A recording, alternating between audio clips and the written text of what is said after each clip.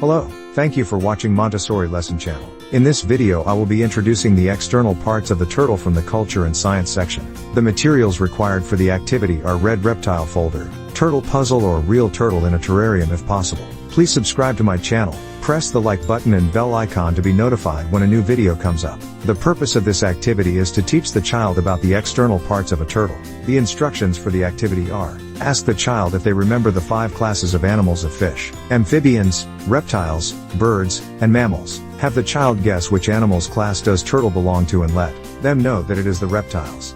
Let the child take a look at a turtle puzzle or a real turtle in a terrarium and go over the images in the red reptile folder of a turtle. Next, tell the child about the characteristics of reptiles, such as they are cold-blooded like fish and amphibians and they are born with lungs. Tell the child that the turtle eyes are on the head side part close to the front so they can see from the sides and front to help catch fish and find plants. Explain to the child that a turtle has a very hard mouth and no teeth. Their mouth is like a beak with sharp edges for cutting food. Next, talk about the turtle's shell purpose, that it is for protection. Explain that the top part of the shell is called the carapace and it is made up of scales that are called scutes. The bottom part of the shell is called the plastron. Tell the reason why turtle is a slow-moving animal because of the huge shell they carry on their back all the time. Also explain that the neck, legs and tail are short so it can be pulled into the shell for full protection. Explain how the turtle moves through the water to get food by using its forelegs and hind legs to swim. The broad, flat feet also helps with swimming. Tell the child that when turtles move on land it uses its forelegs and